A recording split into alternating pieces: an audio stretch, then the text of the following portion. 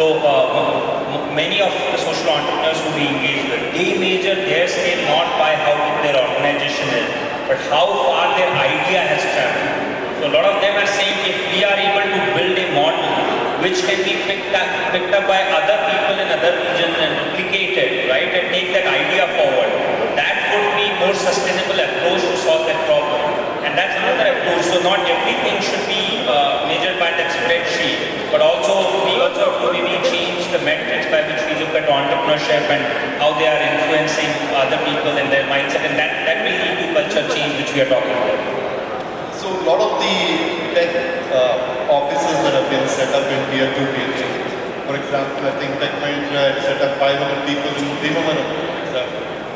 One of my friends has set up a huge facility in Varangal. But they're all doing a little bit more back office, a little bit more processing type of work, but not innovative work. So if that's not happening, then how do you get the tech expertise? I'm coming back to the tech question, because everybody, even some of the previous channels, had said that tech is the way to scale up. Tech is the way to leverage startup ecosystem. So actually, to this point, I'd like to take a step back and say that this is also behavioral change required. As again in the morning minister was saying that we are always taught that take a job, be secure, right? We are not taught to take risks or become job creators or innovators. I think the National Education Policy 2020, which came in, says that we want our students to become innovators and creators rather than job seekers. So at least it's a movement in the right direction. These are things, risk-taking appetite. I really don't understand why everybody fancies marks. Sorry, I'm very against that, It's okay, you might be having a bad day and you wouldn't have performed that well in your exams, right?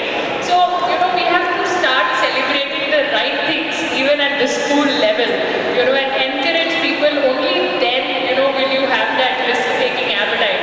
Risk-taking doesn't come, okay, from tomorrow onwards I'll take a risk. It has to be a part of your DNA from the beginning, right? So I think education system is changing. We are moving from rote learning to experiential learning, which is great. And all of this, probably couple of years down the line, we'll have those next set of students who will be willing to take those risks and will not be willing to do those process-oriented tech jobs, which I think AI level will take care of.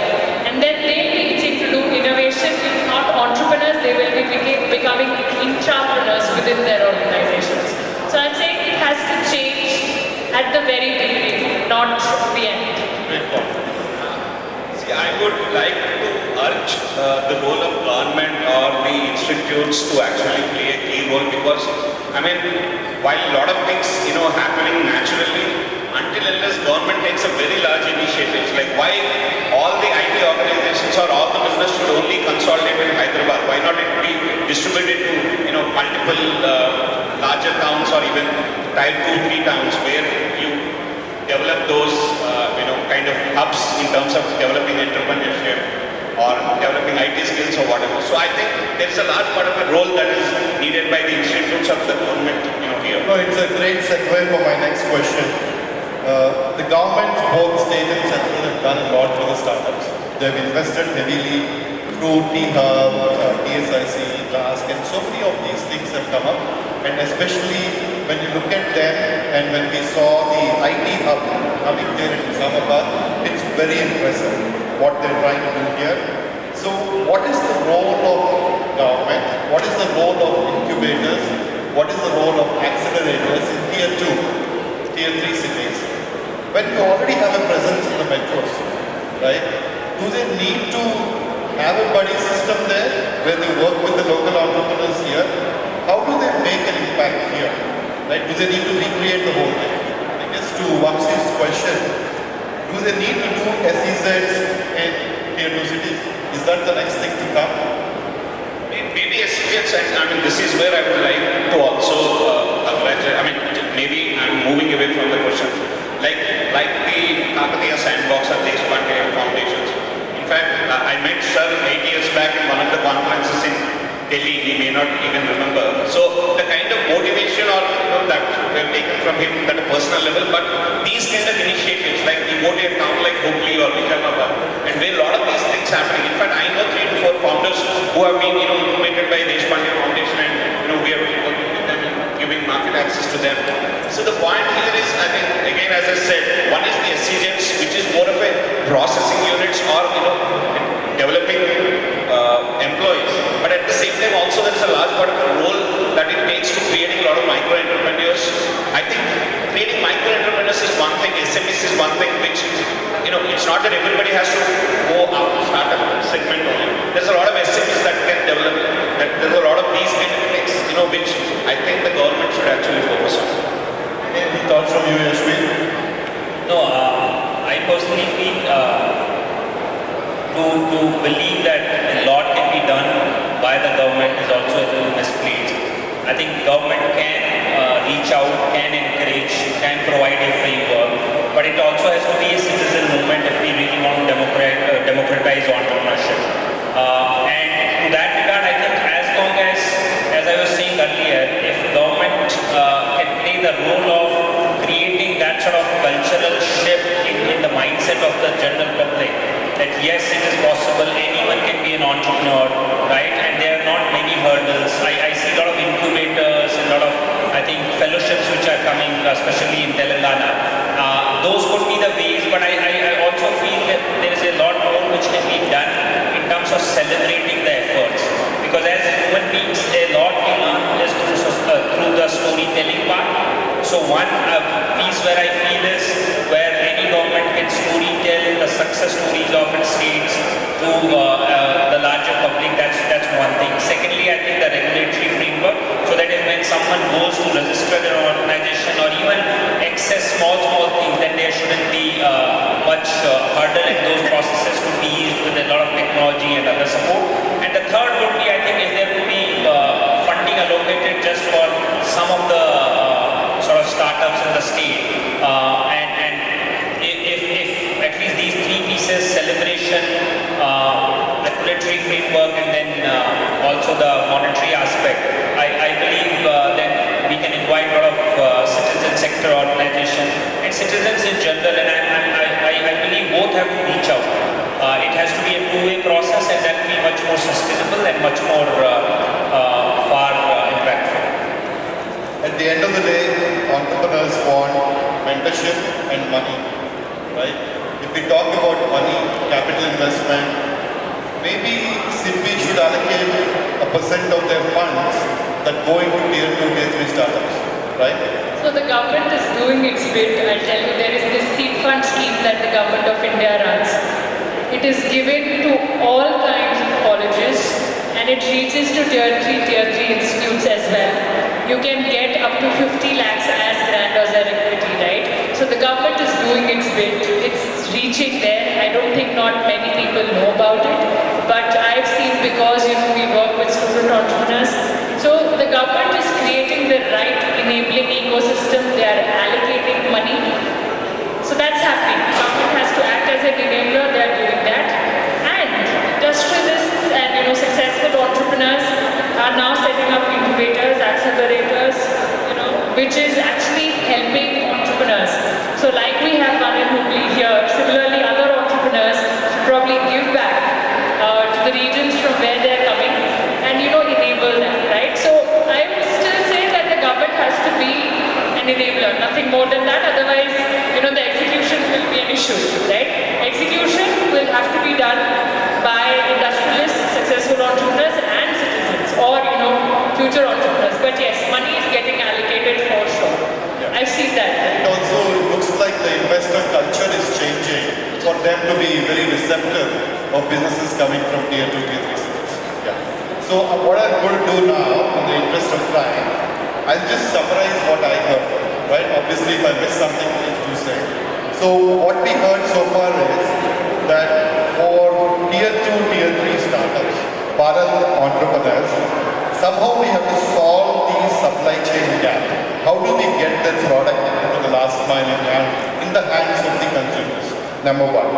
Number two, we talked about a buddy system, a mentorship system, as Vamsi talked about the influencer system, and as Ashwin said, more as quickly as possible to the more successful ones or those in metros to kind of give them the confidence that they can actually think about scaling this up much faster, take risks, maybe think about valuations, why not, right? And then the third thing that we talked about is the cultural aspects is not just on the entrepreneur side, but the investor's culture also has to change to be more receptive. Anything you guys want to add as one last thought from your ideas and stuff on how to scale entrepreneurship? Scaling entrepreneurship, as I said, we have to start celebrating failures and risk-taking, not when you want to become an entrepreneur, but from childhood. That is what will change the landscape. Thank you, thank you. I think I would just say entrepreneurship also has to be a dinner table conversation. It has to go to the household, parents talking to their young ones of how some of the best entrepreneurs started when they were young. And I think we have to make it a household moment. Then only I think we will see next generation of entrepreneurs daring to start as young as possible, and hopefully we'll be a country known for its entrepreneurial ability. Shark Tank and the rest of them are doing their bit through the TV, right? Yeah, so if I have only this much time left, I would rather sell myself. So any urban guy wants to reach to rural, or rural guy wants to reach urban, I'm there.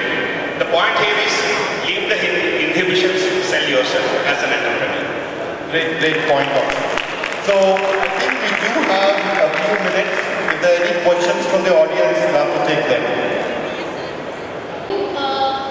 So my question was like, Google knows what I'm talking about. So I had a question like, I am developing an app for myself, the digital marketing app that I study about. So my question is that my app developer, like after my app gets bigger or something, he might add a bug or something. Like, will he do justice to me? Like, he asked me more about it and it doesn't do the same thing. It like doesn't do justice to me. So my internal fear is that like there are many people, but I want to choose someone who doesn't fake out. He gives me justice. So that's the main. So Richard, campus fund.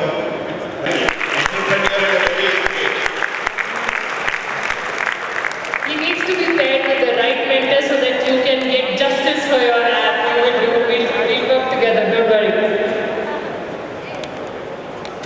Any other questions from the audience? Talking about culture, entrepreneurship and scaling. So my first question would be like, we also need to stick to our culture, basic culture that we are having. And seeing that now we find AI everywhere, artificial intelligence everywhere. So when we are using it, I find sometimes that it makes the human touch more and more lesser. And it drives out the emotion out of it. So if I'm putting a phrase in a ChatGPT thing, it will remove the emotion out of it. So I think we need to maintain a balance between both the things, scaling up as well as at the same time sticking to our basics. And automate anything which does not require brain power or human power. So let us utilize human power for things which cannot be automated. Human power should be used only for selective things where you need emotions and feelings.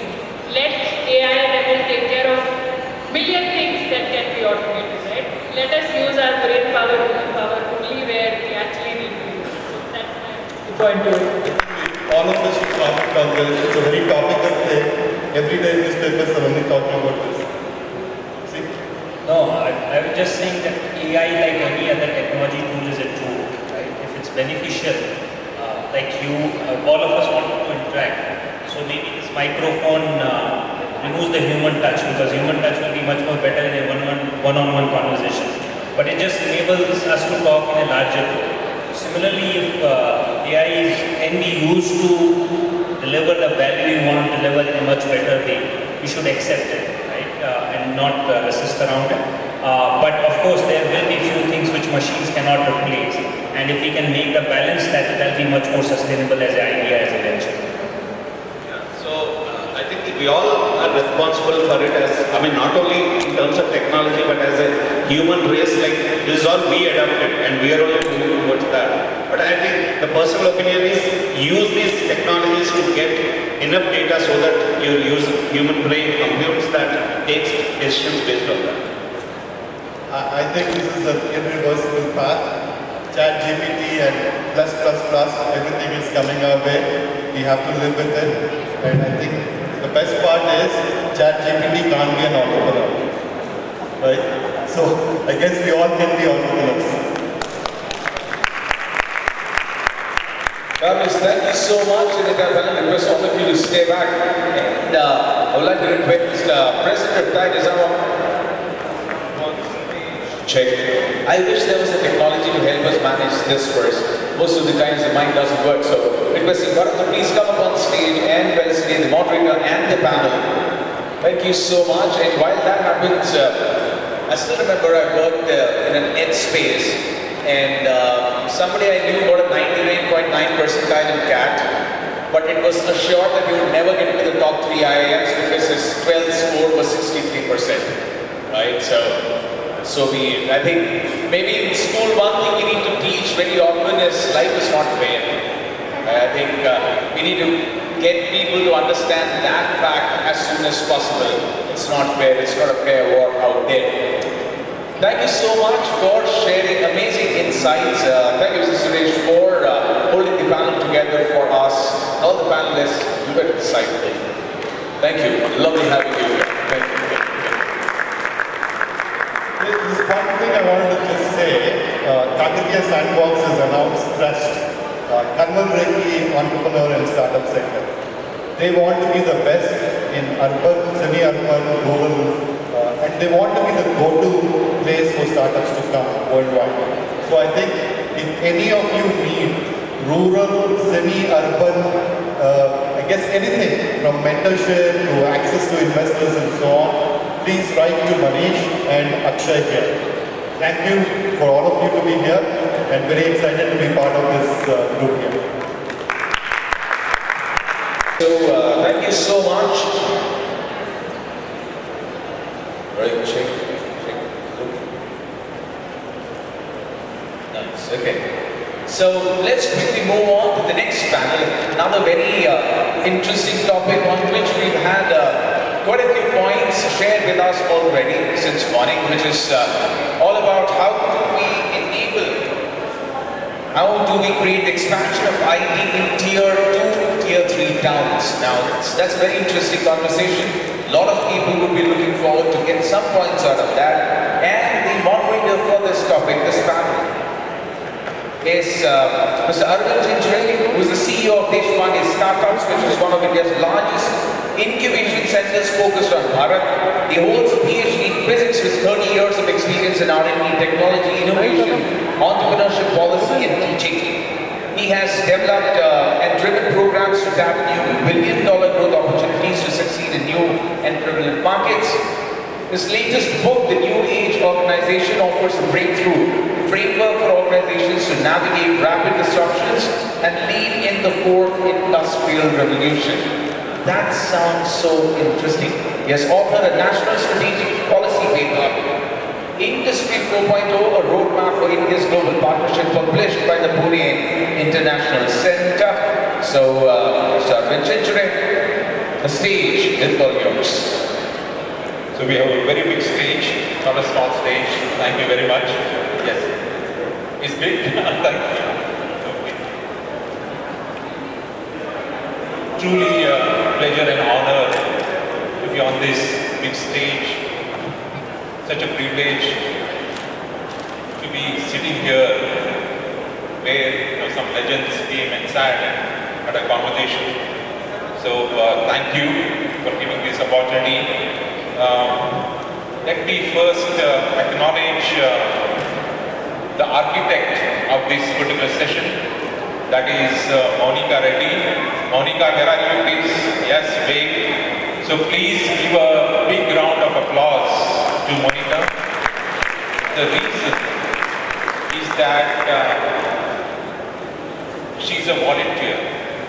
She's a volunteer to the kind of efforts that we do, and she's the person who designed this entire session, right from writing a concept note and working with us. Thank you, Monica, being a volunteer and setting a great example for all of us to contribute to our native place, your native place, that is Nizamabad. Thank you. It's also honor and privilege. Here we have three very, very eminent personalities sitting here. We have only 30 minutes. I don't want to have a longer introduction of them. So, but a couple of common things that I can think of is all of them, they are associated with education and educational institutions. Of course, IIT accomplished in terms of in their own education. The second is all three of them, they have worked with the industry. And so the top industries, like again I see GE Capital, Tech Mahindra, and many others. But most importantly, they work with the government and very closely with the Telangana government. And that is something which is very, very interesting, and it's a common across all the three personalities. So without taking much time, I thought let me start with Vijay Garu. Vijay Garu, I think you have been a CEO of Telangana IT Investments. 30 years of experience.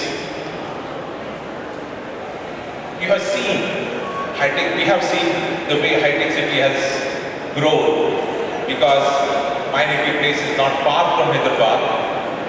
During my master's degree and so on, I had to come to Hyderabad for all my education. High-tech city did not exist. Gachibowli, Madhepura, we did not hear. Now, you see that when we go to the high-tech city, I feel that I'm in one of the Western countries when it comes to the infrastructure, when it comes to the companies, the talent, and everything that I can experience. My first question to you, because the whole topic of today is about how we bring this IT industry to tier 2, tier 3 in India. If I look at in Telangana, some of the tier 2, tier 3 towns are like Warangal, Nizamabad, and many others. We have been a beneficiary of IT industry and growth of IT industry in India. So my first question to you, Vijay Garu, is how can we create or how do we shift the industry that is in Gachibowli and Madhepura to places like Warangal or Nizamabad? Let's start with this and then we will have a deeper conversation on other topics. Thank you, Arvind. First of all, very glad to be here, very privileged to be here to talk to you. How you contribute here. From an IT perspective, as you mentioned, Hyderabad has shown significant amount of progress. From 2014 above, our IT exposure increased 220% to 1.8 lakh crores. And we created, out of every job that gets created, every 3 jobs, 1 job, out of every 3 jobs in India, 1 job is getting created in Hyderabad. Last year, 450,000 jobs were created in entire India. Hyderabad alone created 150,000. And second thing is, first time Hyderabad created more jobs than Bangalore, largest of Bangalore. So now we know that Hyderabad is doing very well, and in fact based on friendly policies and friendly government, and you have seen all the major companies have set up their headquarters, their second biggest headquarters outside of US are set up in Hyderabad. So not limiting the growth to Hyderabad alone or Gachibowli, Madhepura alone, can we expand it even around Hyderabad? That's one model that we are looking at. We are looking at Malakpet, we are looking at Kompally, we are looking at Uppal. Second thing that we are looking at, how can we take the same IT development across Telangana, across the districts of Telangana, where there is a good amount of education, qualified people are available and try to spread the prosperity across all the districts. One thing that really opened our eyes was this pandemic, Corona pandemic. If somebody talked to me in February of 2020 and said, Vijay, what's your plan for work from home? I said, definitely we are looking for 23% and definitely our plans will be to make work from home available for 5 to 10%. That would have been my answer in February. Coming of March, based on the gun defense, I personally got 26,000 desktops, laptops moved in 1 week to Nizamabad, Warangal, Karimnagar, Mahabubnagar, wherever I was. And we never missed our SLAs. Our customers were extremely happy. In some cases, I called my customers and told them, you need to take this. So what we knew now is, no, you don't need to have to do your SLA. You can go into the wherever you are, as long as there is internet bandwidth and a friendly work enablement. So we took that mode and the minister definitely wanted to make it create approach. We started in Warangal, Karimnagar and Khammam. All those three centers are operating, working very well. And also we've been able to get bigger companies like Tech Mahindra, Cyient, Jetpack, and also Quadrant, Software, and even in Karimnagar 15 companies, among 19 companies are there. So we're very happy to see what we are doing, and also lifestyle of employees also. Because they don't need to stay in a shared accommodation, they can stay at home, have nice food, and have nice lifestyle. So nice lifestyle, IT development, and taking the prosperity across Telangana is a government plan, and we are definitely pushing it. And also, it's not only policies, we are also making the right investment. Even latest in Ahmedabad, also we sanctioned 40% of the building. So the government is saying they're very good policies. Thank you. This is a great way to begin because always we have this challenge to bring the companies to a smaller town. But here is an example, Telangana as a state and the kind of efforts that they are doing, and some examples like Karimnagar you said, right? Already there are companies who have the offices in Karimnagar and it's working because we are able to manage all the SLAs. That's something which is very, very interesting for all of us and very heartening to know from your department as an IT investor. Just one thing to add, now in 1 month or 1 to 1.5 months, we are going to start Nizamabad, Very good. Mahabubnagar, Siddipet, Nalgonda in 6 months, and Adilabad by the end of the year. Excellent, excellent.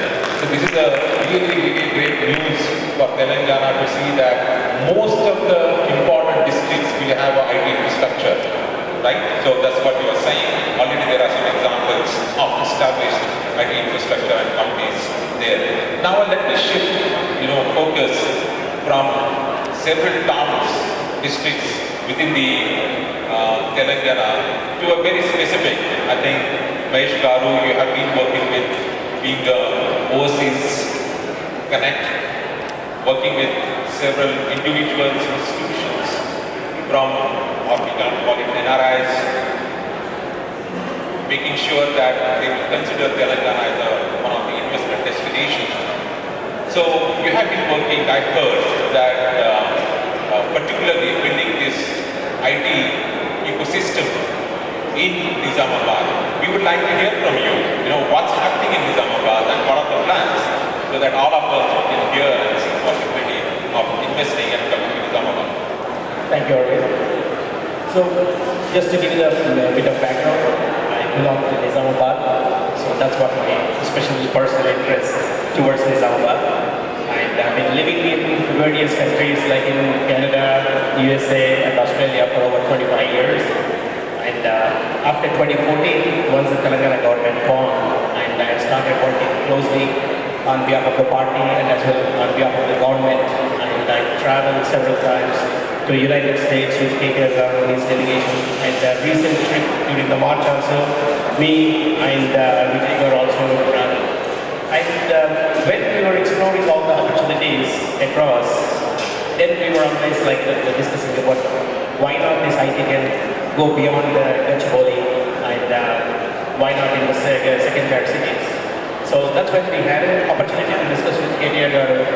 Then we said, why don't you discuss with the companies, prospective companies, NRIs, whoever. If there is an interest, I don't mind in sanctioning an IT tower for Nizamabad. And my brother, who is the local MLA, is Ganesh Vigaru for Nizamabad Urban. When we visited, we went around and traveled, met several other IT companies across the USA and floated the idea that how was coming to Nizamabad. And there was a tremendous response and quite a few people signed up the letter of intent.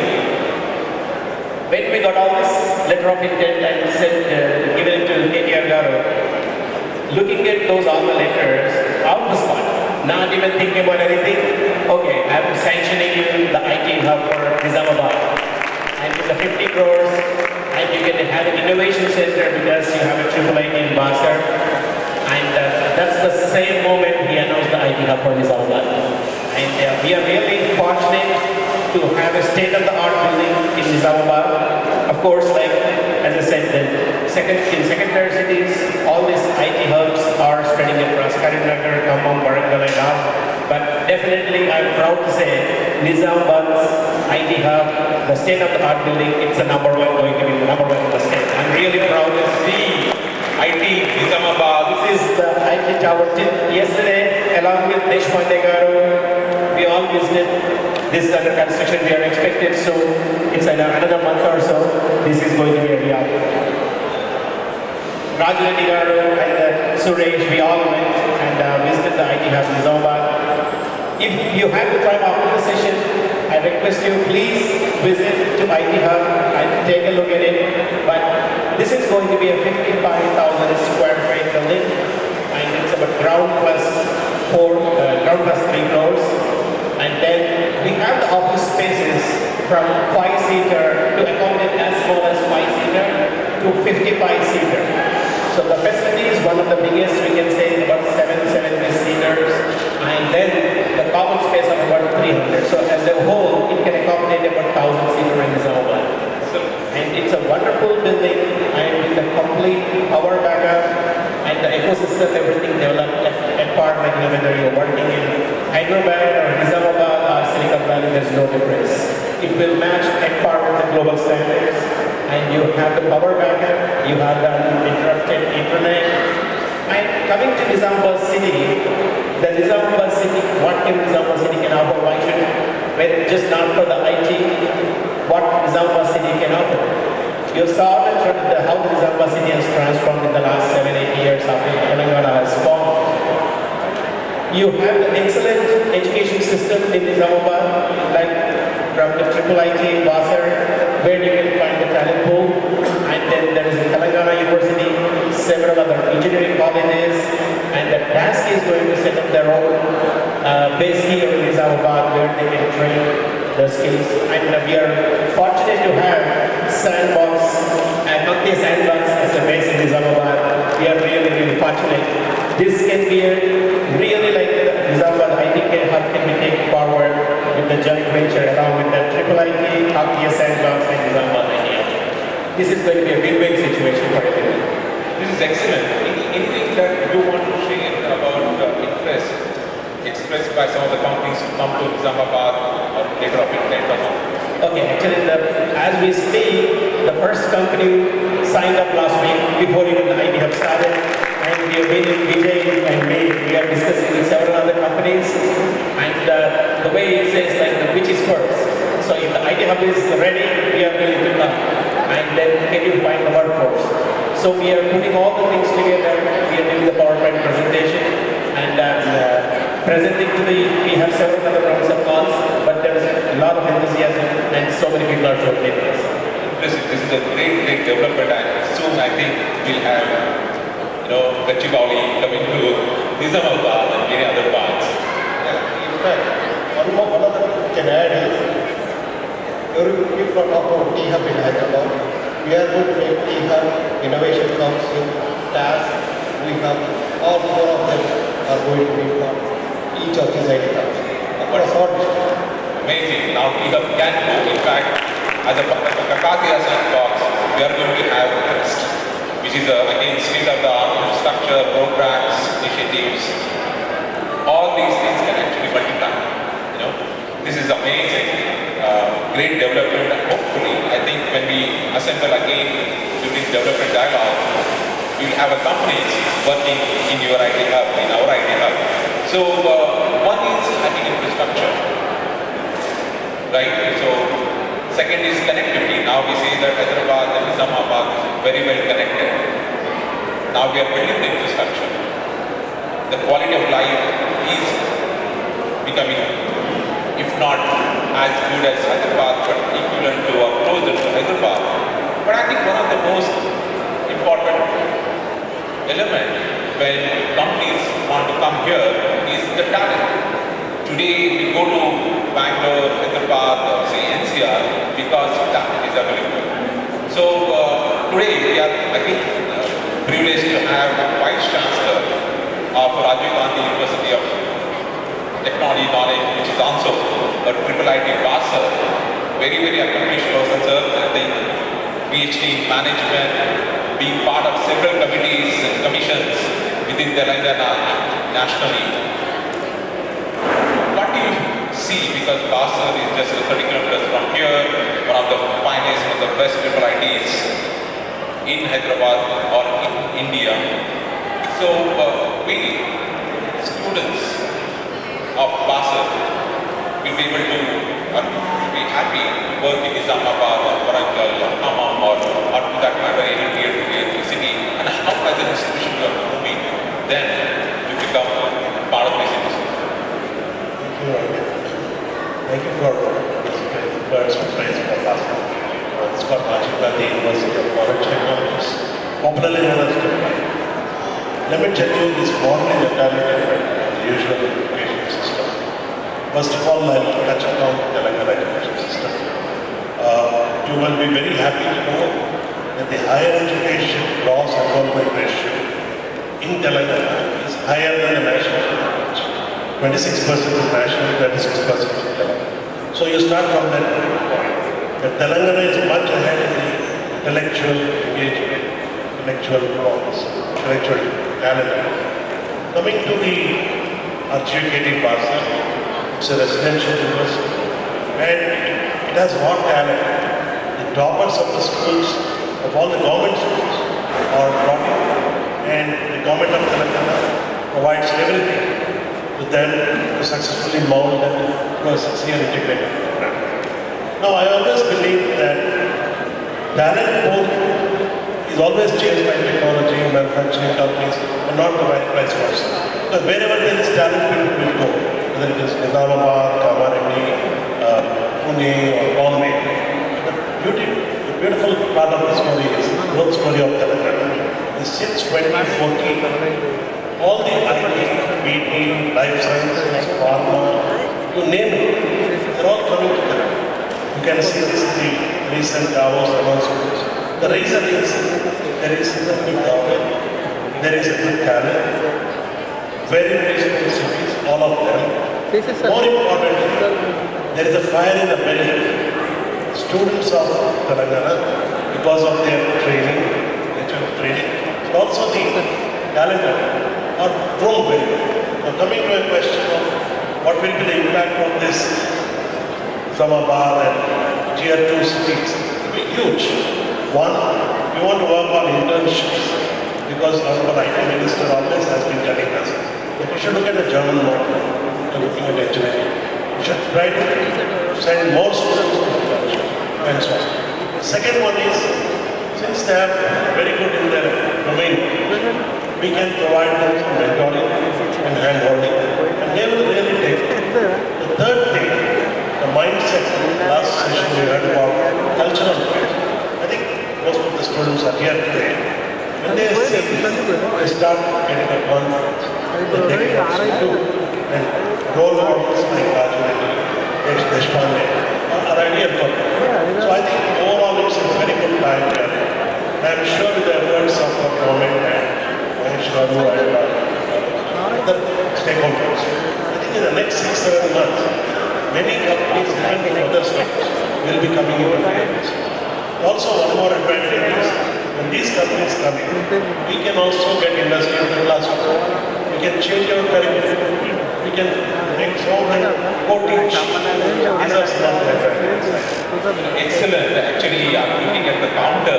It says we have only 8 minutes 53 seconds to complete this session. So before I have lots of questions, but any questions that you have, please let me know, so that this is a very interesting topic because it's your region and how we grow industry and particularly IT industry in the places like Nizamabad. If you have some questions, please let me know. But before we have this question, so one of the things always I see, if I just plot a graph, one side there is an effort to bring IT industry or build the IT industry, the effort required. Other side is an impact, right? So one option that we are discussing here is how do we get a company from Hyderabad or for that matter from anywhere in India and the world and bring it to Nizamabad, right? Maybe effort is not much, what they will need is the infrastructure, talent, and the quality of life and other things. That's one approach that we are looking at right now. But for me, I always see, can we create industry from Nizamabad or from Warangal? That's something which is very, very interesting for us, and therefore it's very important that we are talking about T-Hub or in our case, Crest, and the way Kakakia Sandbox will catalyze in creating the industry. I think the step one is entrepreneurship, and entrepreneurship in the area which has the potential to scale and impact at the global scale, and that's where we will have a tremendous potential for peer-to-peer growth. Any thoughts, from you? Have you seen, experience, or are there any incentives? Any thoughts, on you bringing the industry, but I'm saying creating industry, peer-to-peer. Yeah, I think getting a bigger industries are definitely there, and typically what they are looking for is, do we have CBSE schools for our kids? Is there a nice hospital system? Do we have a gated compound, a swimming pool, tennis court, those kind of communities? And those are those that look for, and we are trying to figure out an ecosystem to set up. And that's one of the reasons Warangal has been able to put some of the bigger companies. Again, we work with the local, try to create that ecosystem in place and make it happen. In the terms of innovation locally, like I will give an example. Don't know and try to create something, but look around, there's always gaps. Those gaps that can be closed. One kid, Karimnagar, IT Hub, he came up with the thing and says, there is no properly documented Panchayat Raj meetings and codes. He developed a software. Immediately as government, we supported it. And today 60,000 Panchayats are running based on what he invented. So locally also innovation is possible. And also how to pick up a garbage, where the garbage, those kind of things, people are coming with solutions, and local collectors are immediately able to grab the solution, implement it, and support it. So that's how the innovation takes off. And then because to create industry, academic institutions play a very important role. I'd like to hear something from you, but I think Vaishnav had something. Yeah, it's definitely initially it's difficult to bring the companies from different parts of whether it's in India or overseas to Nizamabad or any other for that matter second-tier cities. But eventually you will see that growth. But what I saw yesterday, I was at the Thai Summit event yesterday. There's so much of successful local stories to hear. And what is when you said that it can grow locally and take it to the next level. So this IT Hub, along with the T-Hub and other affiliated organizations, they can create an option. Actually, the to the next step. And the task which is going to set up here, probably they will work along with all of them, closely with the self-funded institutions to train and bring them to an employable situation. And it will create so much of entrepreneurs locally, and the Nizamabad itself has several entrepreneurs, and they need more space than what we have at present. Excellent. I mean, big responsibility. What Vijay Garu said, facilitating better institutional framework. I think beauty lies in the soft landing of industries in the state, which is what we are doing. Coming to local homegrown entrepreneurs, we have not documented many of them. If you can document them, very easy. Third, the role of institutions is to develop a culture of entrepreneurship through startup ecosystem. For example, in the government of Telangana, we are planning to have a gap year. You see, many of the innovations in the US come from campuses. Here, we do not have a mechanism to encourage students. So we want to give a gap here. If somebody wants to go try it out, we'll give him a listing and then come back. So it's not going to be a rigid, steel frame curriculum, but it will be a learning by doing and internship. And then, of course, scholars and residents, successful entrepreneurs like Desh, we are trained professors. So we have a lot of plans. And believe me, by the time the next dialogue happens, Telangana will be on the map of the global map. Innovation, incubation, entrepreneurship. I fully agree. I know only 4.5 minutes are remaining. So just a couple of points. If there are no questions, please let me know. Otherwise, there's one more. Please. Triple IIT to help engineering students or freshers from engineering colleges, from private colleges, to get some kind of mentoring or coaching in terms of career guidance. If there is a program, is there something that private college students can avail from Triple IIT Is that the question? So, I think I feel very happy that you are talking about junior faculty. I have some of them, we have a consultancy head, placement head, and you can contact them.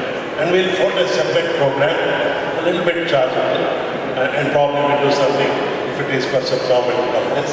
But definitely we are on. Today's MOU which we are signing will signal the beginning of such activities. We will actually take some schools, we'll have open day, and you can also send some students there. This is in Andhra. This is called the Vision 2025 for Andhra. We'll be part of it. Thank you so much, sir. Right, you have questions. Prestigious Triple IIT Activity Basra. I started my career way back in 2007 as a software engineer, and I'm very glad to know about this expansion of IT industry to India's tier 2 tier 3 city.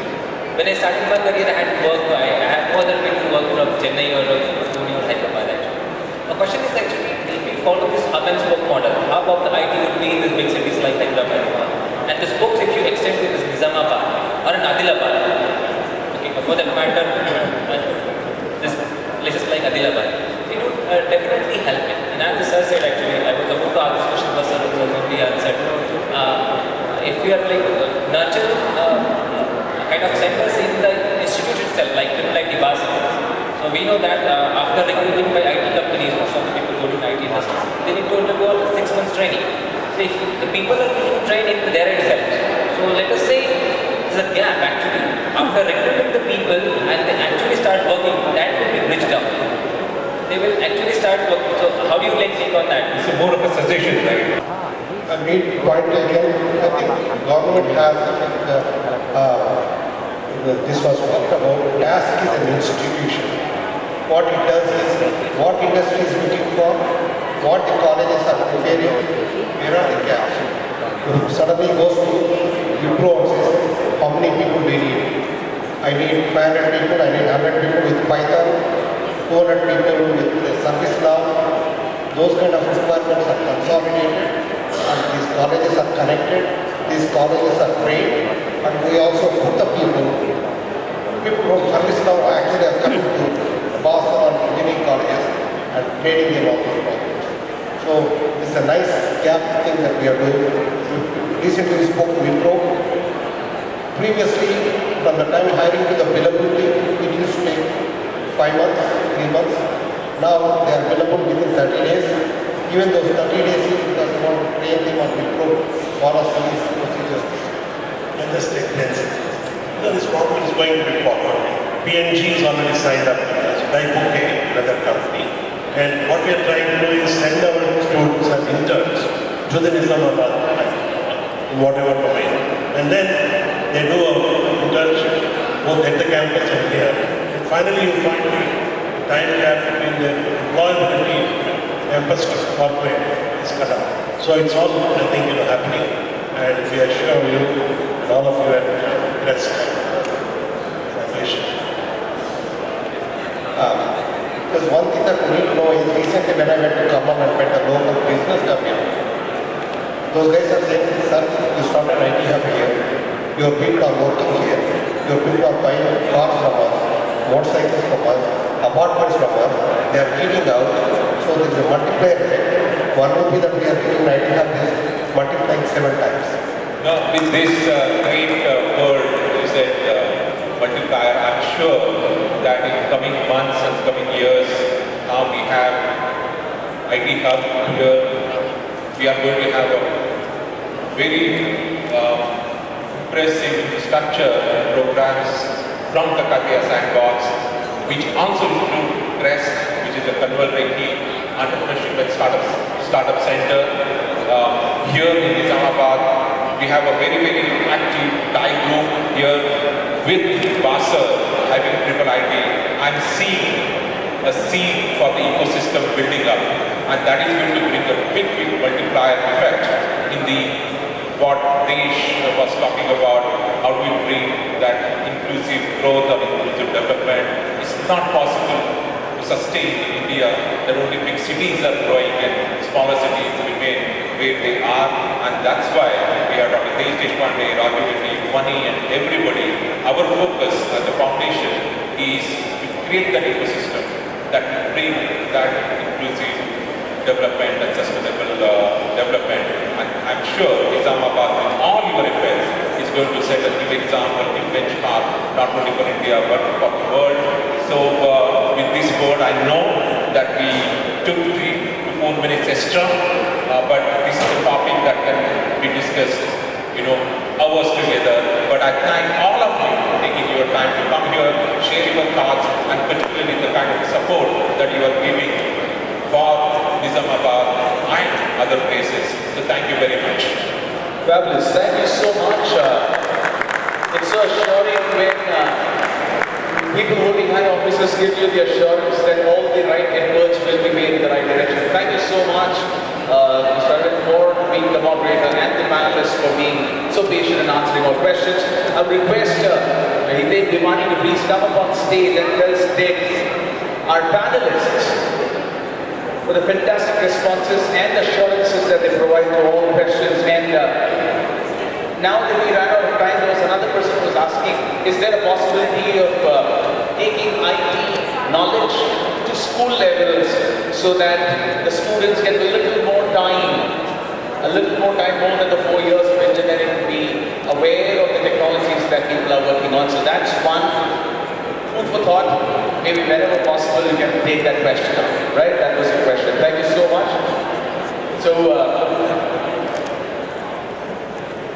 yes, please, a group picture. Anyone who is interested in IT, invested in IT, I request is that Bharat around, who is the Thai president of Nizamabad. Bharat, you are around. So please contact Bharat if you need. Bharat is behind. He is there to help you and support you in case you want to set up anything, any industry, particularly IT. Thank you. Thank you, sir. And I think this group picture will be incomplete without Monica, the chair of this panel who made it all possible. Somebody who scheduled it all like clockwork. So requesting Monica to join the panel for the group picture. Please put your hands together for the chair, Monica Reddy.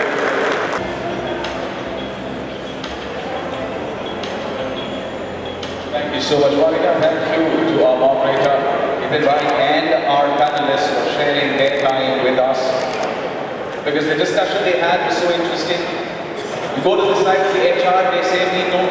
The problem that is managed to solve is close to everybody's heart. and figuratively. Because he manages to solve a problem which we thought was so difficult. We were thinking of ways to cut down distances. We were thinking of ways to create a different kind of supply chain. But the solution that this change maker had managed to trigger is something that promises to make life easy in more ways than one. So without giving too much information about what he's going to be talking about, please put your hands together as I invite on stage Vamshi Krishna Manur. Hello everyone, my name is Vamshi Krishna Manur. So let me start with a story. Once upon a time, not too long ago, not too far away from here, in a small village called Papanapet, was a student who was academically brilliant, worked hard and bagged an excellent job in DHL. Later he got married, was also blessed with a family of his own. That sounds like an ideal life, right? Well, it was. Then a big U-turn came. The unpredictable life event that changed his and his father's family's life 360 degrees in 2003. He was diagnosed with tuberculosis, more commonly known as TB. And that person was my father. I was when a kid studying in a good school in Nizamabad, barely in class 7, and then the challenge in front of us was very tough. All we could do is to find a solution for my father to cure his health. We went from hospital to hospital for 3 years to try to find a solution that fits our father's health. But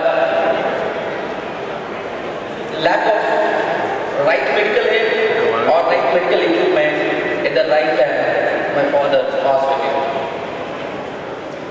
So, from then, but his loss was very big one for us because trust me, he's the only one feeding our family. I still remember those days when I see my father's body when he died with the TB. Which is a very significant moment in my life. I will never forget that. Then I had to discontinue my studies after 9th class because we were not able to meet our ends. So at the age of 30, my friends were playing cricket. I had to take up of my family financial responsibilities and find a job for myself. Then I started working as a helper boy in medical store. And I feel that is the only way I could put food on the table for my mother and my younger brother. And then I worked 8 years in a wholesale pharmaceutical distributors as a salesman. And that's when a gentleman called Srikant Anna, who is senior healthcare professional, who is working as area manager in a pharmaceutical company, who believed in my skills, he referred me to a pharmaceutical company called Aglomed Limited for the role of medical representative.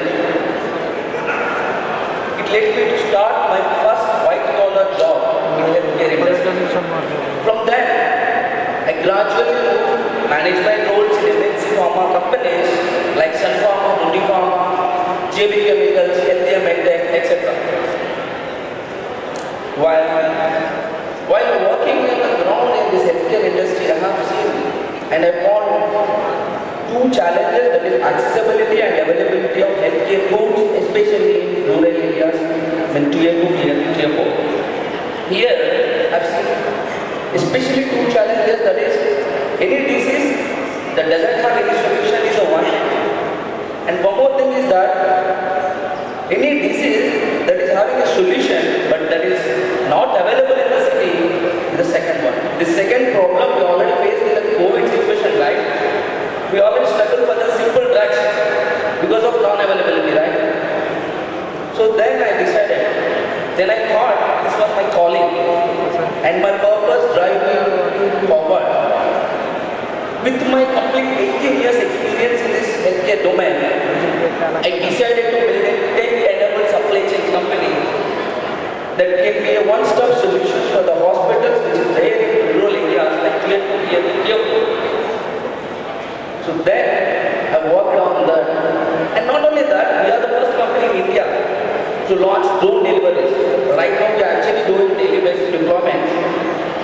With this, we were able to cut down the turnaround time from 1.5 days to 35 minutes to deliver medicines like places like Nirmal, which is 70 kilometers away from here.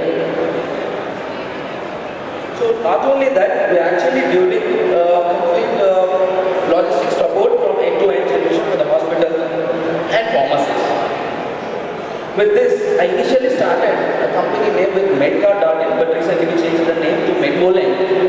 Right now we have a 12-member team of Medvolent who are serving successfully 400 plus retail vendors, 65 plus hospital networks across rural areas.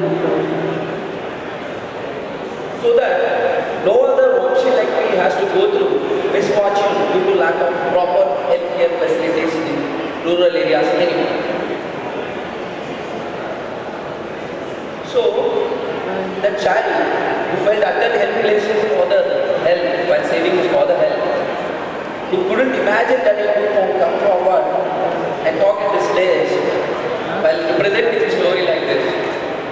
If I could do this, anyone in the audience can.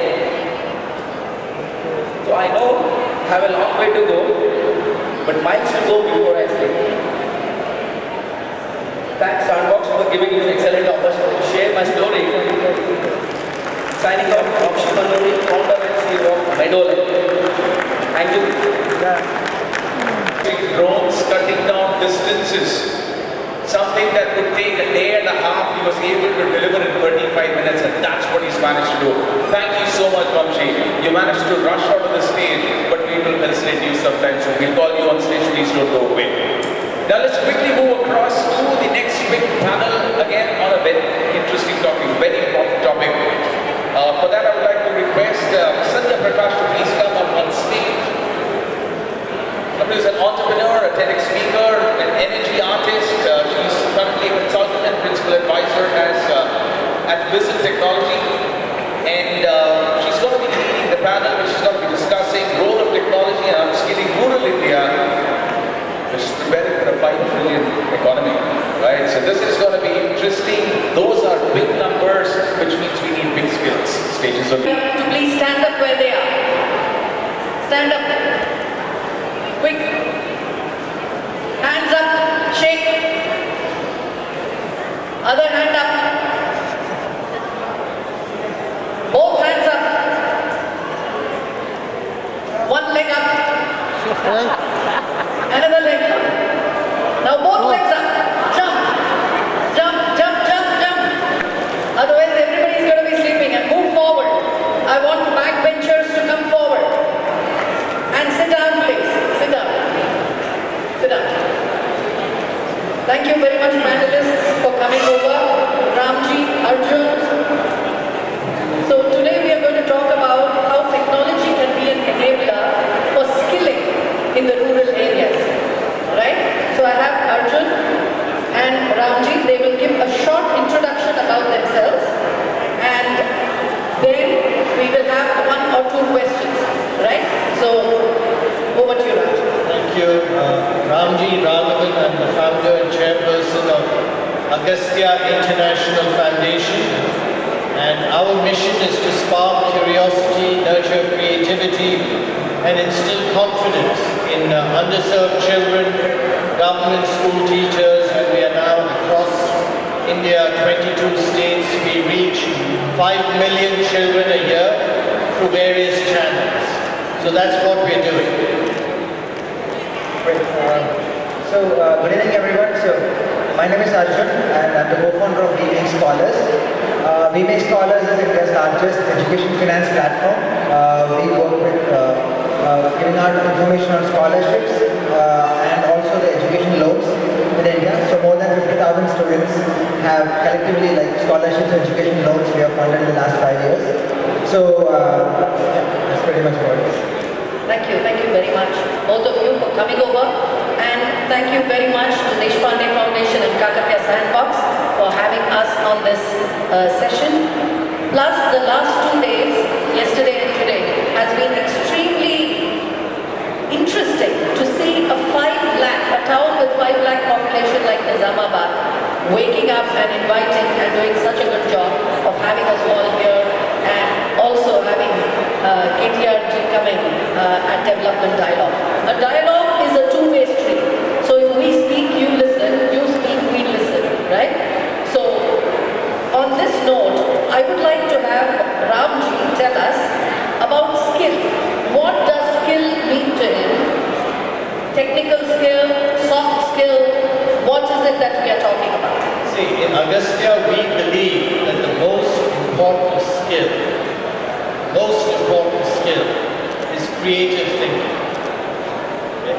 Now, maybe it's not what you wanted to hear, but we believe that's the foundation.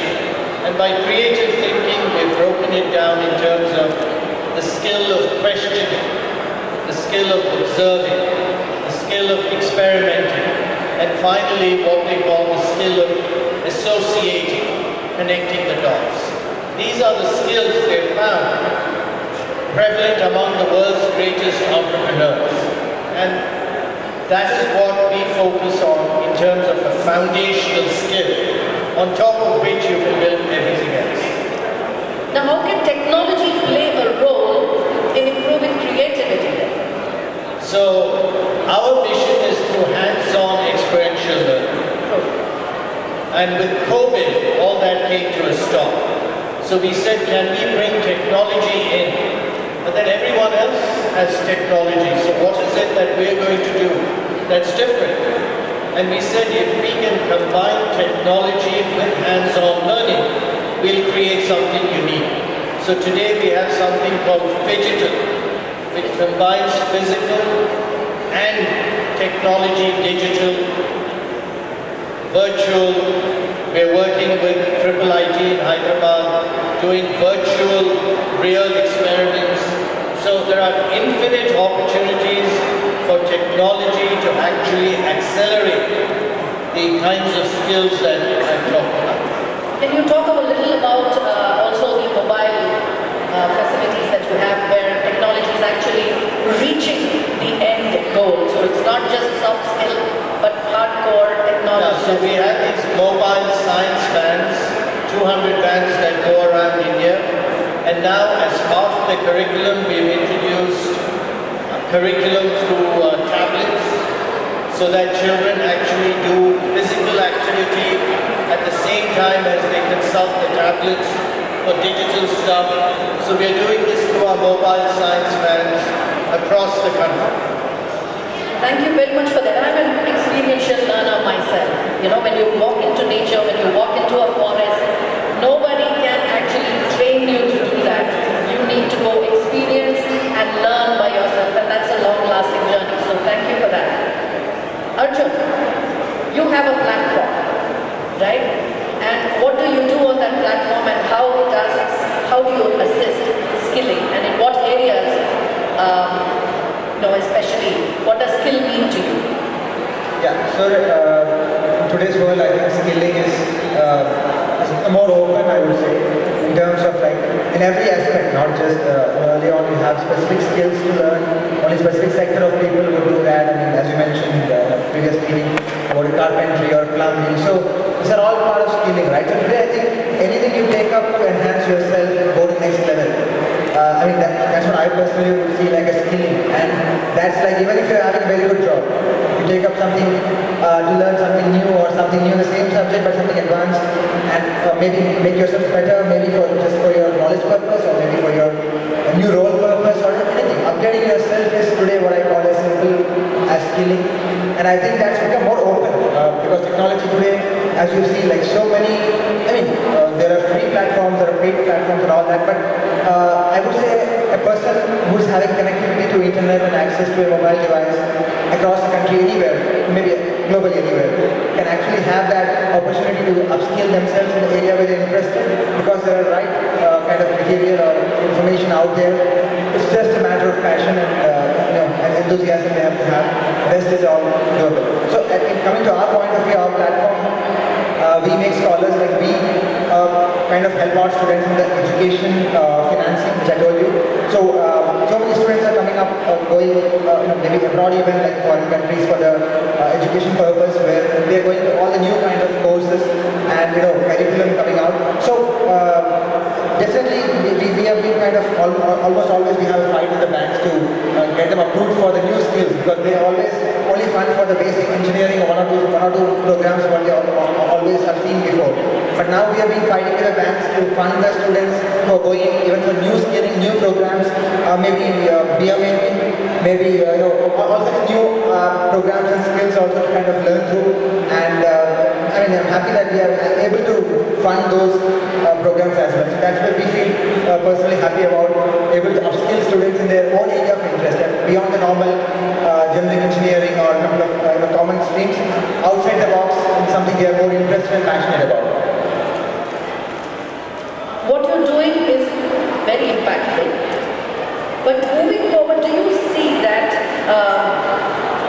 when you award a diploma to an ITI student for a certain art skill, how is it perceived compared to an engineering degree, right? If you're called an engineer and you're called a diploma holder, who is above the other? Can I have, is the engineer on top in your mind or in the mind of the parents, or is it the diploma holder? Yes.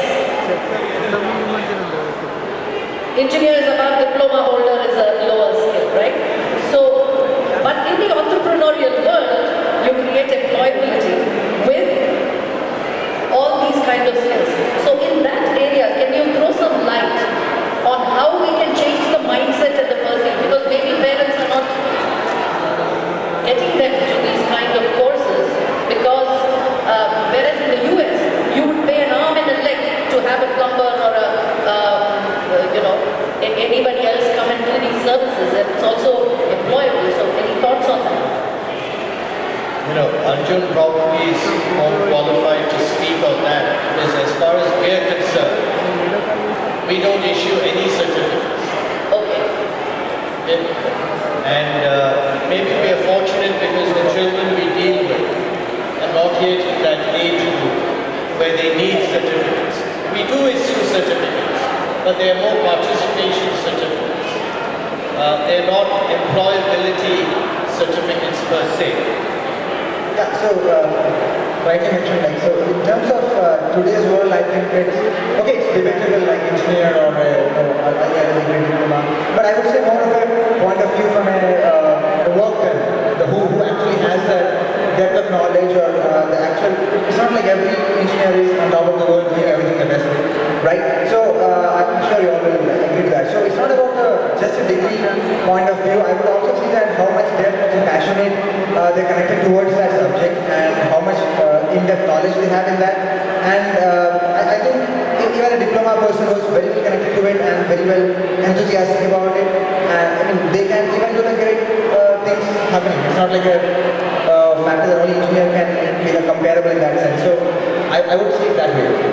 So yesterday we all had a tour, and the tour took us to the Deshpande Foundation funded skilling programs, especially in English language, right? So for the youngsters in the school, and also skilling plus, which was for the college students.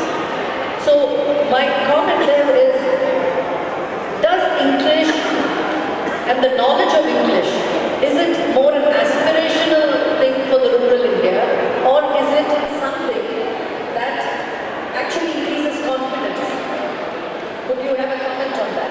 Yeah, the way India is structured today, where knowing English seems to be very aspirational because it's associated with status and so on, it certainly adds to confidence.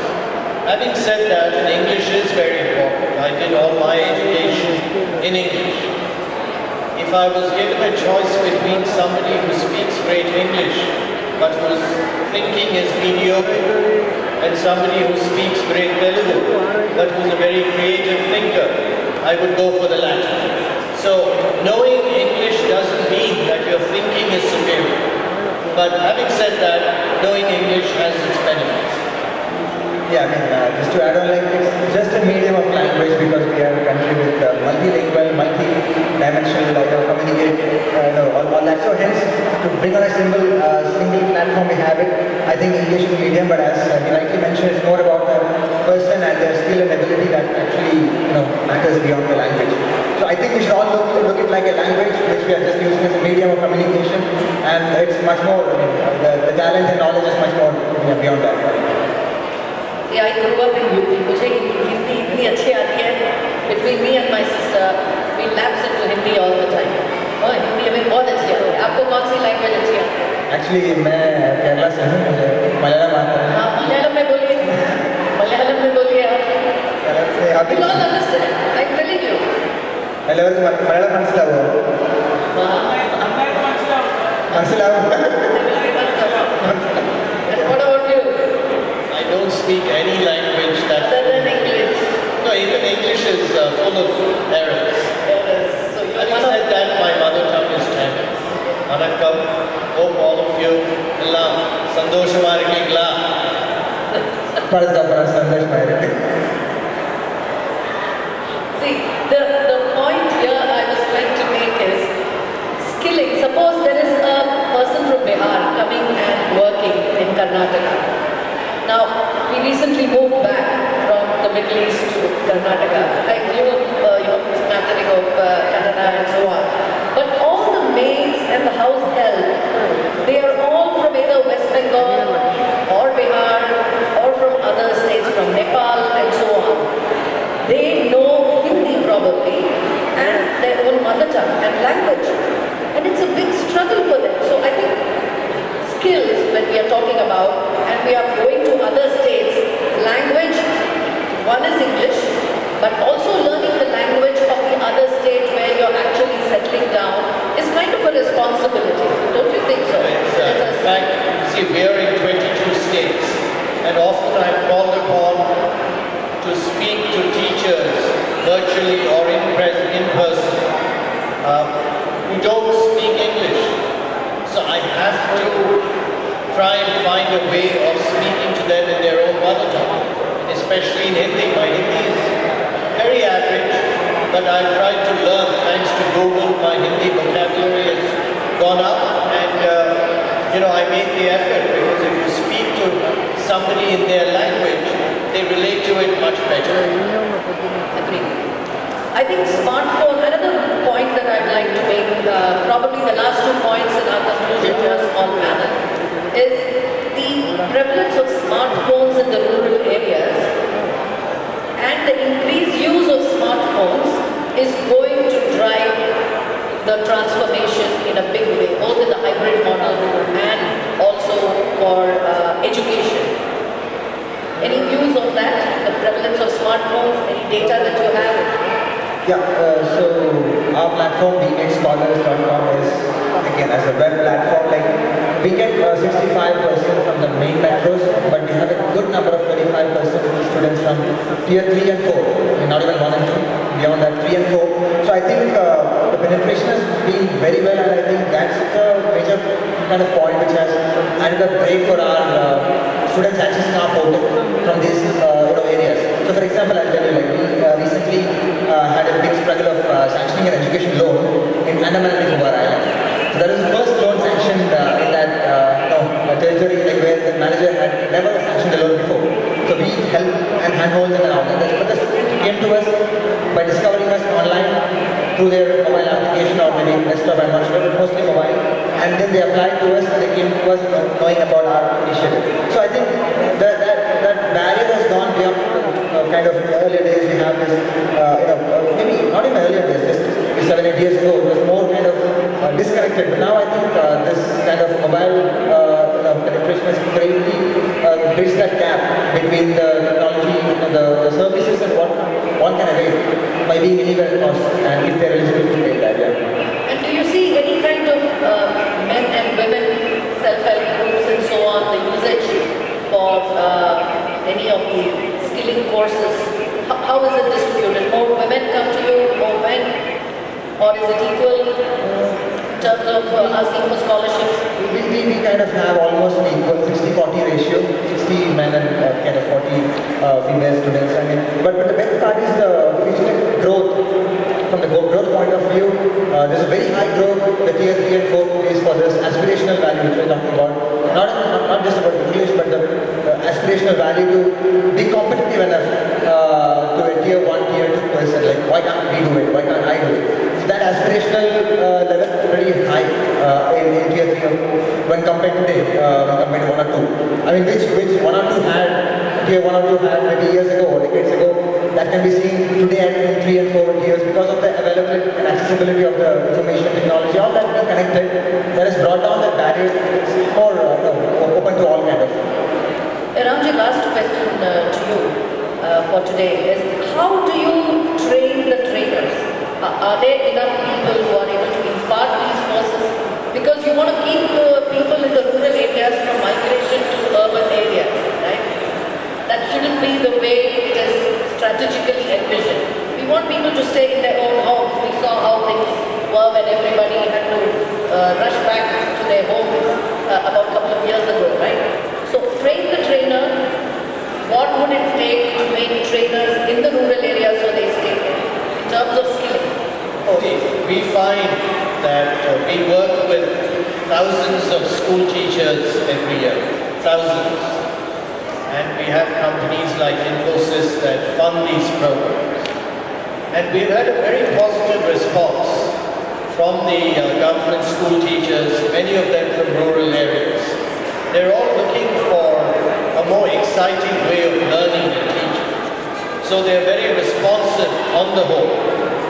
And so we have very interactive training programs. The problem with a lot of training programs is they're not interactive and people don't internalize. So we have developed techniques to make it more interactive and to make it more internalizable for the trainers. So that's what we've been doing and it's had a very positive effect. Thank you very much. We have a couple of comments here from the audience. May I ask Mr. Nitin Desai, CEO, Navak Foundation. Can somebody give him a mic, please, as we are wrapping up? If you have other questions, they have. Good evening. Thank you for the whole team here, and thank you panelists. It was really engaging. Today morning, Minister Garu shared three interesting things. Brought out three interesting things. One is innovation, inclusion, and infrastructure. And the panel touched upon, very interesting things what Anji brought about, the innovation and the fundamental things. I really enjoyed, the whole panel. And two interesting things which came out to me was the discovery skills and the delivery skills for the innovators and for the innovation.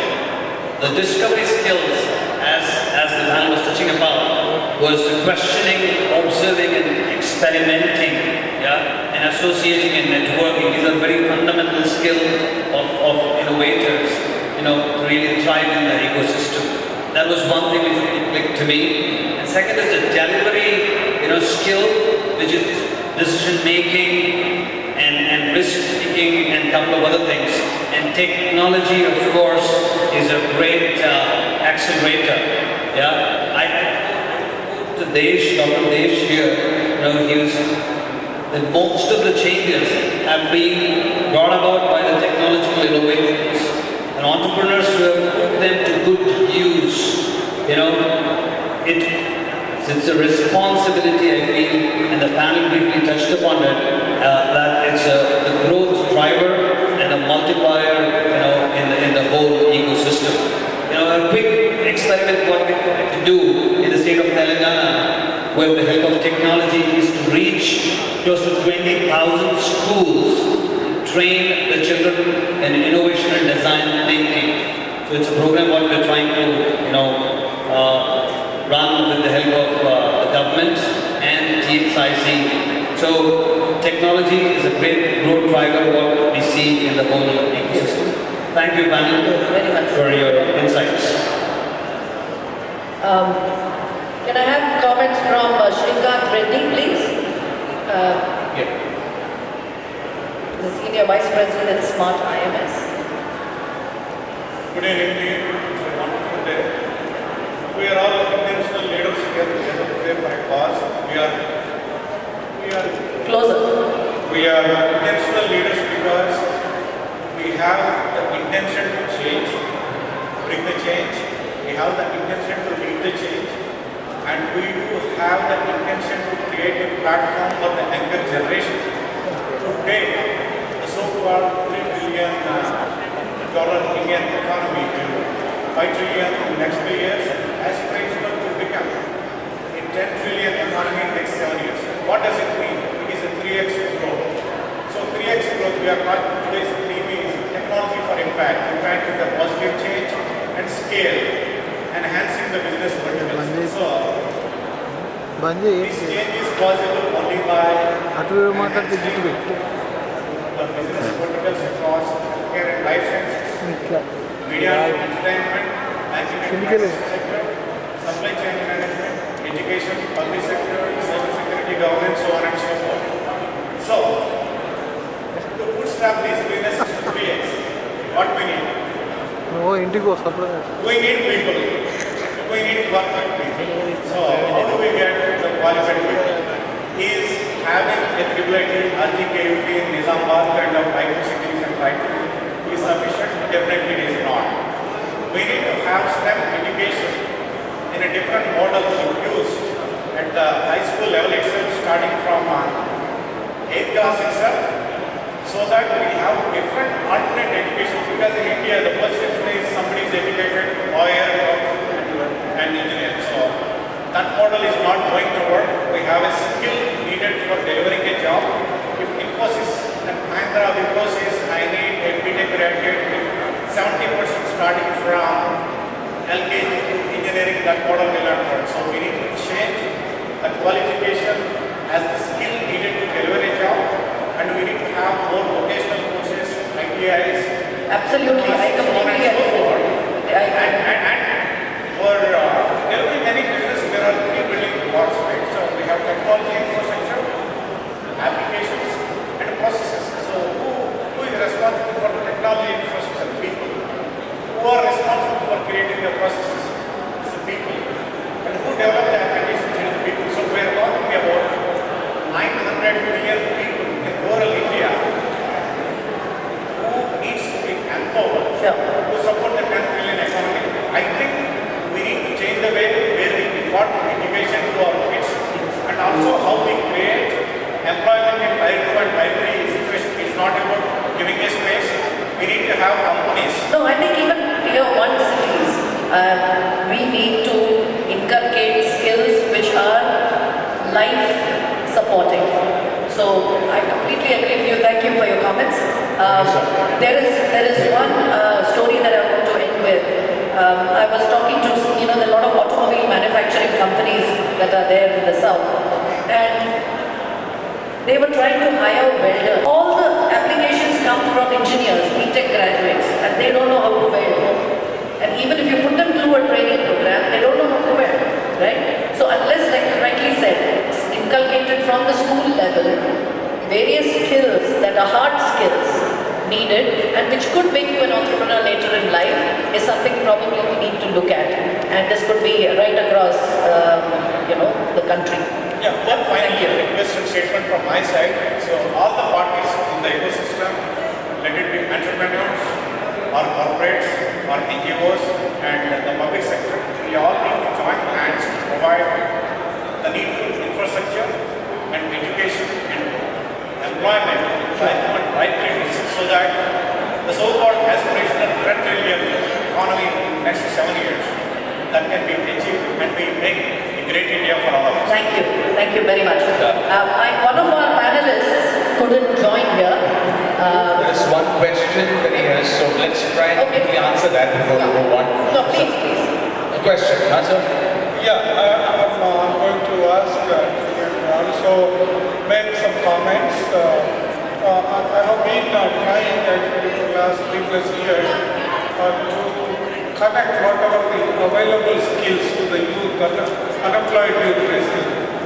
So during that process, what I understand, there is a huge gap between the youth, unemployed youth, and the skilling organizations who offer the skills at free of cost. They also provide all the facilities, hostel, travel cost, everything is free of cost provided.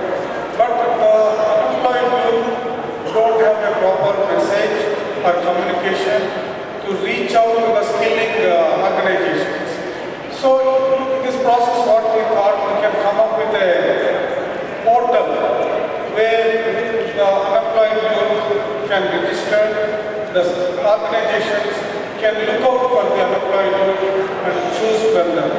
So I want to understand if any of these kind of initiatives are already happening with you so that we can take over from there and we can take it forward from there. Your question, if we understand, is there some kind of an exchange which is online and available? Are you aware of anything, Arjun? Yeah, basically when we hired, for example, the Telangana government, I think has put up this task. Yeah, so they are partnered with a few colleges. I mean, it's not about unemployed youth, but it's about just graduated students who are just graduated now, right? So that has been a good medium for us to actually look out for the fresh candidates, good talent, and connecting them between the companies and the academia. What he's saying about us, the third panelist, Mr. Srikanth, who couldn't be here, he was there in the morning and then he had to leave. He has a small bite which they will play. This is the second one, please. Play the second bite, and I don't want to waste time, so if we can do the honors of honoring us when we hear the bite, that will be great. Yeah, so we will save time. Yeah, because we have to leave. Yeah, thank you very much, everybody. And so, if you can just thank you so much honor the panel for. Can you play that thing so the gentleman can continue to hear? Thank you. Right. Thank you, everybody. Thank you, Nizamabad, for inviting me to be part of this wonderful event. As the Honorable Minister was mentioning about TASK is a unique organization set up by the Telangana government under the I3BC department. It's a vision of the Honorable Minister, Kirira Namaravali, and under the guidance of the Honorable Principal Secretary Jayashree, where we are looking at increasing the employability quotient from the youth of Telangana. We essentially work on three pillars. One is education. A story with this message. Please put your hands together as I invite on stage our very own Sirisha Javaji in the section of Dreams Have No Boundaries. Good evening, one and all. Thank you, Kakatiya Sandbox, for this wonderful opportunity. I would like to share a story. So, my name is Sirisha Javaji. I am from Midpalli. So, my father is a daily wage worker and my mother is a baby worker. My parents had 3 kids, 2 daughters and a son. Because of low income, my parents, they struggled a lot for our education and even basic needs too. To resolve the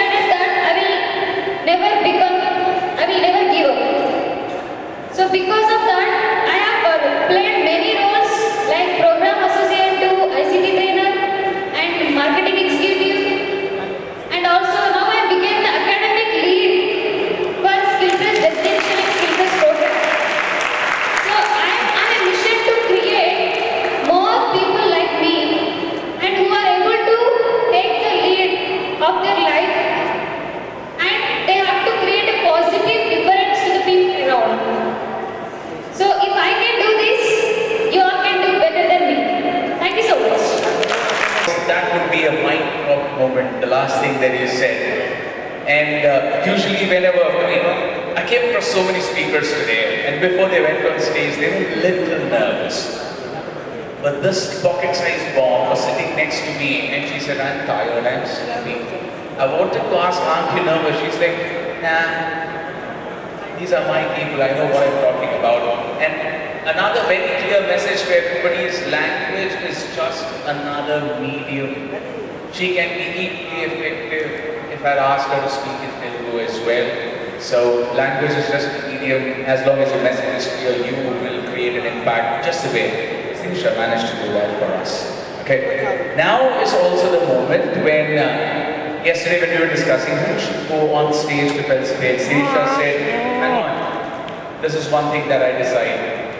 And that decision is clear. It's not one, but two people who need to be on stage for me. One is Raju Reddy Garu, and the other one is our own Manish Garu. Request both of you to please come up on stage and felicitate a testimony of your success, a testimony of your hard work, a testimony of the process that you created, and the outcome stands right here in front of us. So no one better than you to felicitate our own Sirisha.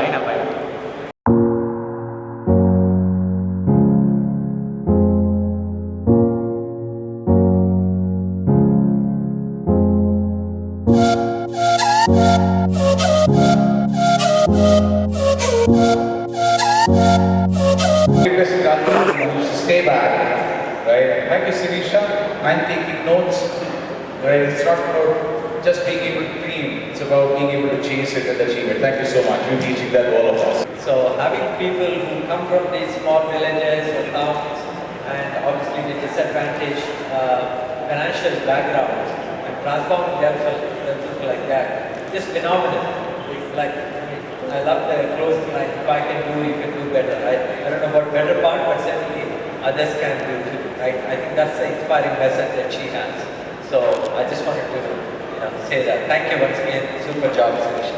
You heard it's also time to make that big announcement. The Kakatiya Sandbox and Triple ID Bhaskara collaboration announcement that's going to happen right here on this stage. The middle of Development Dialogue 2023 Islamabad requesting Mr. Venkatramana, Vice Chancellor, Triple ID Bhaskara, to please come up on stage. Mr. Chandrasekhar from Triple ID Bhaskara, the both of you please come on stage and exchange the MOU between two universities, two brand names that are so reliable. Everybody trusts these two brand names, and if they are coming up with something together, shaking hands, we know the quality is going to be top draw. So this is a momentous occasion. I know had this been a larger audience, it would have broken into a big round of applause, but thank you so much for picking the cue. In the middle of the stage, please. That is the moment when the reliable names of Kakatiya Sandbox and Triple ID Bhaskara announce the collaboration for the world to see. For the amazing work that they promised to do together. So, a few words from a few words from I think it's been a great day, and not only today, every time I meet you guys, we get energized. I think personally, very delighted that Raju and his team have spent so much time concerned for the youth, that we are not going to leave any stone unturned to make this partnership a real, dynamic, working relationship. And I'm going to assure all of you that we at RJKT will support all the activities of KSP, including partnership in working together and hosting you people whenever you would like to come. Thank you. That's really great. Fabulous, fabulous. Thank you so much.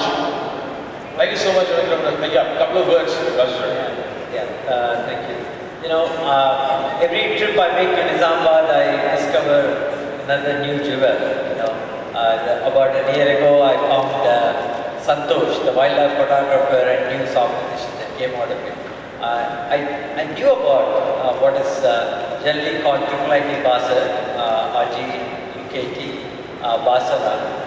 But I never realized how competitive that particular college is. Just 20 miles, from Nizamabad, beautiful banks of Godavari River, almost Saraswati Temple. I've been telling everybody, and some of you probably heard me say this in the last month.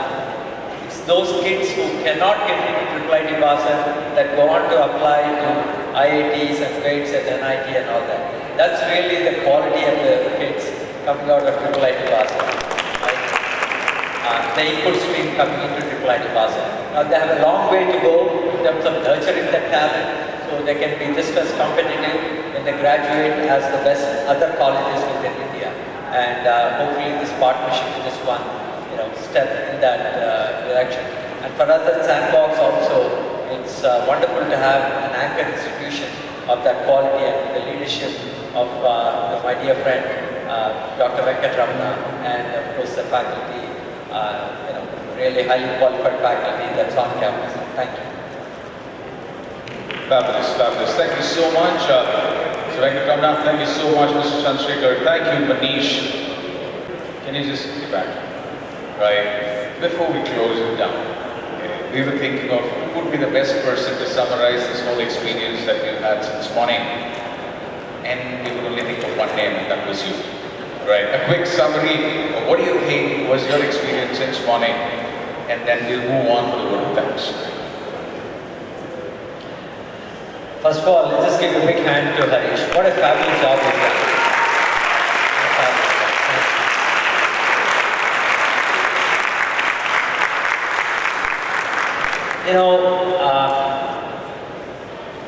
I think we've taken some notes. You guys might have sent me something. Sorry, but I think that's all right. This is truly remarkable. I think Manish said that in the morning. We had farmers here. We had, of course, this is the main stage, and then we had the students out there. There's so much activity and all the wonderful booths. And with each development dialogue, it clearly seems to get bigger and better. And this is truly an international audience today. I didn't realize the folks from Suzuki, Japan, they were also here. So we have folks from Japan, of course, several from US, Canada, Ukraine, and God knows what other countries, right? It's extraordinary, all of that right here in Nizamabad. So we will go back and sort of capture the key takeaways from the different conversations. There are kind of few specific things that we wanted to advance.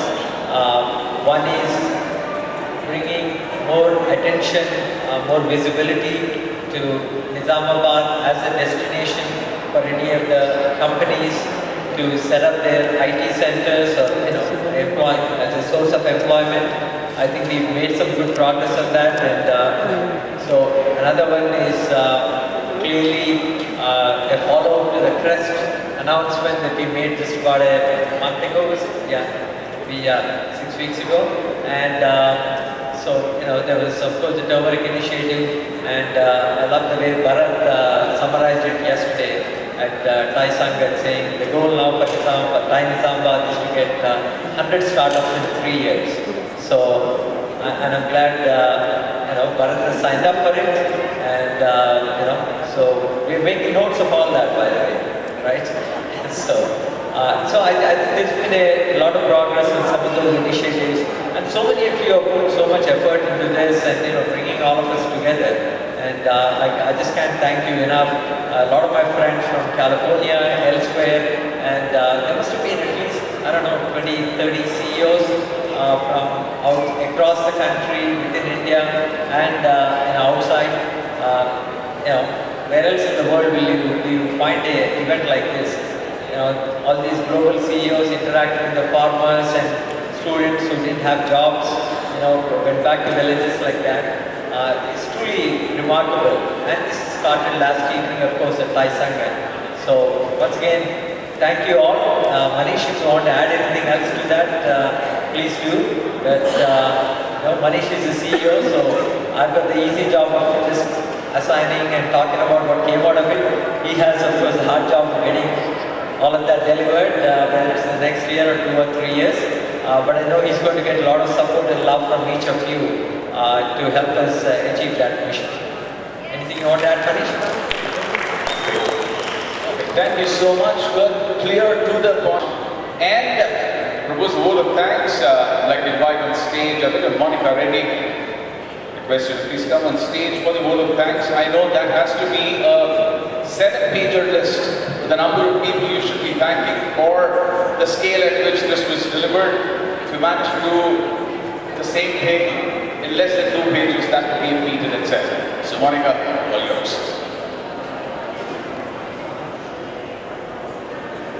It has been a fabulous day of stimulating conversations, and on behalf of Kakatiya Sandbox, I would like to thank each one of you for attending and for your active participation and development dialogue. I also would like to thank KTR Garu for his esteemed presence and for sharing his insights on democratizing development. I would like to thank all the speakers and moderators who had pertinent conversations today and who gave us actionable takeaways. I would like to thank all the session chairs. Please stand up and wave your hand if you are here. Dhananda, and Annie, Shravya.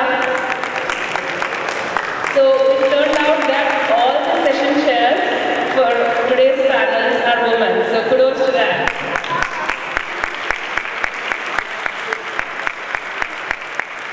I would like to thank this Development Dialogue sponsors, Royal Oak and Smart IMS. And this event would not have been possible without the effort of Kakatiya Sandbox core team. So if you are here, please stand up and wave your hand. Akshay, Banu, Suma, Kamaji. Please wave your hand.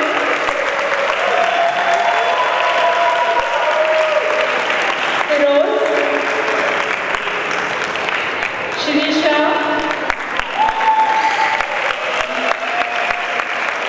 Madhu, Radhika, and Manish. And so big thank you to Manish. He has been giving food and sleep and has made this event a reality. So a huge round of applause again for the Sandbox team. So we are also very fortunate to have a strong support in Thai community. A huge round of applause for all the Thai members. Ravish, please stand up and raise your hand, Ravish. Hiten, Ajit, Bharat, and all the Thai members. I thank all the farmers for their lively engagement in the agri session which is happening till 3 p.m. today. Thank you all the students and volunteers who have been helping us behind the scenes and helping us with the venue arrangements. Thank you. Thank you Deshpande Foundation for paving the way for us with the Hubli Sandbox model. Thank you founders Raju Garu and Pani for bringing diverse people together who share the common purpose through this development dialogue. Finally, I would like to thank our MC of the day, Harish, for keeping it very engaging and making it very lively. So thank you everyone again for being here and adding to the spirit of development sector and giving back to the community. Thank you. I would like to request all the organizers to please come onto the stage for a group photo. Shekhar Gone,